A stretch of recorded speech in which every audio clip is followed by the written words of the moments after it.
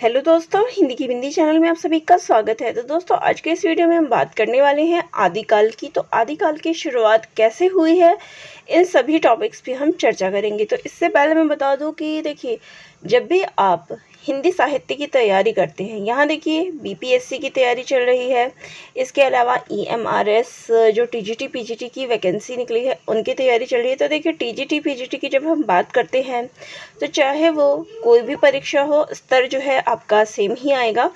तो यहाँ पर बात अगर की जाए इनकी, तो यहाँ पे आपको ये सभी एग्ज़ाम्स के लिए फ़ायदा करेगा। ये टॉपिक जो है लाभकारी है। आगे जितने भी एग्ज़ाम्स हो रहे हैं उसमें आदिकाल से प्रश्न जो है पूछे ही जाते हैं, ठीक है।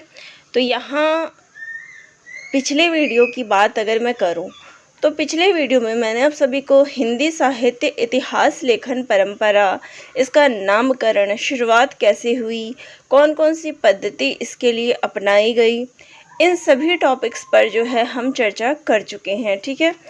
और इस टॉपिक में यानी पिछले जो टॉपिक आपको कराए गए हैं हिंदी साहित्य के इतिहास लेखन की परंपरा कि कैसे इसकी शुरुआत हुई, अगर इन टॉपिक में आपको कोई चीज़ समझ ना आई हो तो एक बार मुझे कमेंट ज़रूर कर देना, ठीक है। और आज हम बात करेंगे आदिकाल की, क्योंकि इसके बाद जो टॉपिक शुरू होता है वो आदिकाल, भक्तिकाल, रीतिकाल, फिर आधुनिक काल। तो यही सब हम लगातार पहले पढ़ेंगे हिंदी साहित्य के इतिहास में, ठीक है। तो आचार्य रामचंद्र शुक्ल जी के द्वारा जो समय सीमा तय की गई है वो सर्वमान्य है। तो शुक्ल जी ने जो समय सीमा बताया वो सभी के द्वारा स्वीकार की गई है और वही समय सीमा जो है हम पढ़ते हैं। तो ये समय सीमा क्या है ये आपको याद रखना है। तो शुक्ल जी के अनुसार आदिकाल की समय सीमा 1050 से 1375 मानी गई है। हिंदी साहित्य की सभी प्रवृत्तियों, यहाँ प्रवृत्तियों से जो तात्पर्य है, जैसे मैंने बताया कि आदिकाल, भक्तिकाल, रीतिकाल, इन सब की शुरुआत जो है आदिकाल से ही मानी गई है। इसकी शुरुआत जो है आदिकाल से हुई है।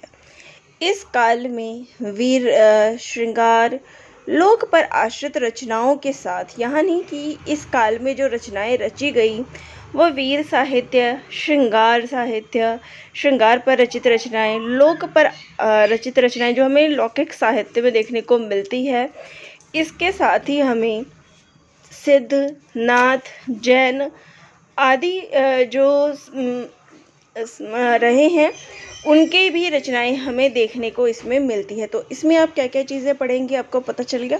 सिद्ध, नाथ, जैन साहित्य और इसके बाद लौकिक साहित्य, वो मैं आगे आपको बताऊंगी, तब आपको क्लियर हो जाएगा। तो ये सभी रचनाएं जो है इसमें रची गई। हिंदी भाषा साहित्यिक अपभ्रंश के साथ साथ जन भाषा, यहाँ पे ये जन है तो जन भाषा के रूप में साहित्यिक रचनाएं रची गई। तो एक तरफ जहाँ आदिकाल में अपभ्रंश की रचनाएं रची गई, तो भाषा क्या था, अपभ्रंश था आदिकाल में, और इसके साथ साथ हमें जन भाषा भी इसमें देखने को मिलती है, ठीक है। अब यहाँ जो मुख्य प्रश्न आपका आता है वो आता है आदिकाल के नामकरण का। तो वीर गाथा काल, ये नाम किसने दिया है, आचार्य रामचंद्र शुक्ल जी ने। और किस आधार पर दिया है, तो वीर गाथात्मक ग्रंथों की प्रचुरता के आधार पर, क्योंकि इस काल में वीर जो ग्रंथ है वो काफ़ी अधिक रचे गए हैं। और इसके लिए अभी हाल ही में जो परीक्षा हुई है उसमें पूछा गया था कि शुक्ल जी ने कितने प्रमाणिक ग्रंथों के बारे में इसमें बताया है। तो इसमें उन्होंने 12 ग्रंथों के आधार पर इसका नामकरण जो है वीरगाथा काल रखा है, ठीक है। इसके बाद आदिकाल, ये नाम देने वाले हैं हजारी प्रसाद द्विवेदी जी। अब इन्होंने ये नाम क्यों दिया, क्योंकि प्रारंभिक काल होने के कारण, यानी कि शुरुआत जो है, प्रारंभ जो है इसका आदि का मतलब होता है शुरू, जहाँ से किसी चीज़ का प्रारंभ होता है। तो इस आधार पर उन्होंने इसका नाम दिया। फिर बात करते हैं चारण काल, ये नाम देने वाले हैं डॉक्टर रामकुमार वर्मा। अब उन्होंने किस आधार पर इसका नाम दिया है, तो अधिकांश कवि चारण थे। तो उनका कहना है कि इस काल के जो अधिकांश कवि थे वो चारण थे, और इस आधार पर आदिकाल का नाम उन्होंने चारण काल रखा है। ठीक है।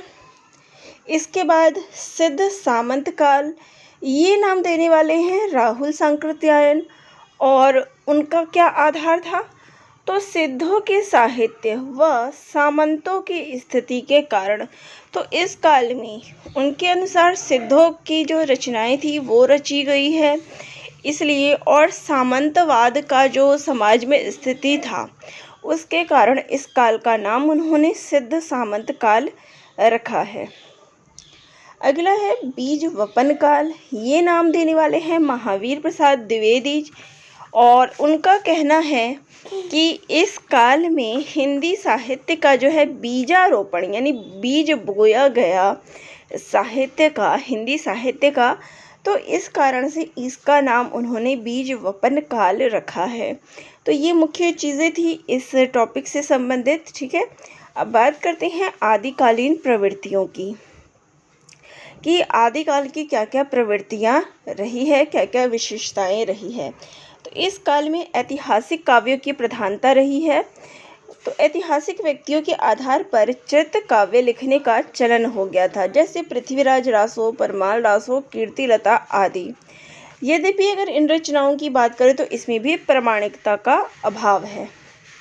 इसके अलावा लौकिक रस की रचनाएं, तो लौकिक रस से सजी सवरी रचनाएं लिखने की इस काल में प्रवृत्ति रही है, जैसे कि संदेश रासक, विद्यापति पदावली, कीर्ति पताका आदि। इसके अलावा रुक्ष और उपदेशात्मक साहित्यों की रचनाएं इस काल में रची गई है। बौद्ध, जैन, सिद्ध और नाथ साहित्य में उपदेशात्मकता की प्रवृत्ति जो है दिखाई देती है। इनके साहित्य में रुक्षता है। हठ योग के प्रचार वाली रचनाएं लिखने की प्रवृत्ति इसमें अधिक रही है। फिर इसके बाद उच्च कोटि का धार्मिक साहित्य, तो इस काल में जो है बहुत सी धार्मिक रचनाएं रची गई है, जिसमें हमें उच्च कोटि के साहित्य दर्शन होते हैं, जिसमें परमात्म प्रकाश, भविष्यत कहा, पहुमचर्यो आदि। फिर बात करते हैं इस काल में जो है फुटकर साहित्य भी रचे गए हैं, कुछ मतलब छोटे मोटे साहित्य जो है अलग अलग रचनाएं फुटकर यानी कि विविध। तो अमीर खुसरो की पहेलियाँ, मुकरी, दो सखुने जैसी फुटकर जो है रचनाएं भी इस काल में रची गई। फिर इसके बाद युद्धों का जो है इस काल में यथार्थ चित्रण हुआ है। वीर गाथात्मक साहित्य में युद्धों का सजीव और हृदयग्राही चित्रण हुआ है। कर्कश और ओजपूर्ण पदावली शस्त्रों की झंकार सुना देती है। इसके अलावा आश्रयदाता राजाओं की प्रशंसा, उनके युद्ध, विवाह आदि का वर्णन भी इस काल में रहा है, लेकिन इसके साथ ही राष्ट्रीयता का अभाव हमें आदिकाल में देखने को मिलता है। पारस्परिक वैमनस्य का प्रमुख कारण स्त्रियां थीं। उनके विवाह एवं प्रेम प्रसंगों की कल्पना तथा विलास प्रदर्शन में श्रृंगार का श्रेष्ठ वर्णन और उन्हें वीर रस के आलंबन रूप में ग्रहण करना इस युग की विशेषता थी। तो इस काल में हमें वीर रस और श्रृंगार का अद्भुत समन्वय दिखाई देता है। चरित्र नायकों की वीर गाथाओं का अतिशयोक्ति पूर्ण वर्णन करने में ऐतिहासिकता का नगण्य और कल्पना का आधिक्य इस काल में दिखाई देता है। चीज़ों के बारे में विस्तार पूर्वक वर्णन होने की वजह से इसमें जो है वर्णनात्मकता का आधिक्य है। तो इस काल में जो है प्रबंध काव्य, यानी कि प्रबंध काव्य के अंतर्गत महाकाव्य और खंड काव्य दोनों आते हैं, वो रचनाएं और मुक्तक काव्य भी लिखे गए हैं। खुमान रासो, पृथ्वीराज रासो जो है प्रबंध काव्य के उदाहरण हैं, वहीं पे बीसल देव रासो जो है मुक्तक काव्य का उदाहरण है। इस काल में यानी आदिकाल में रासो ग्रंथों की प्रधानता रही है। अधिकतर रचनाएं जो है इस काल की संदिग्ध है। इस युग की भाषा में निम्न प्रवृत्तियां दिखाई देती है।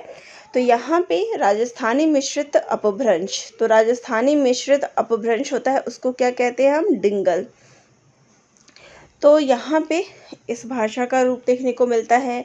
इसके अलावा मैथिली मिश्रित अपभ्रंश, तो ये हमें विद्यापति की पदावली और कीर्तिलता में देखने को मिलता है। खड़ी बोली मिश्रित देश भाषा, ये हमें अमीर खुसरो की पहेलियों और मुकरियों में देखने को मिलता है। और इस काल में जो है सभी प्रकार के अलंकारों का प्रयोग जो है देखने को मिलता है, जिसमें उपमा, रूपक, उत्प्रेक्षा, अतिशयोक्ति का प्रयोग देखने को मिलता है। इसके बाद छंदों की बात करें तो दोहा, तोटक, तोमर, गाथा, रोमा, छप्पई आदि छंदों का प्रयोग देखने को मिलता है। इस युग में जो है 3 रस जो है हमें देखने को मिलते हैं।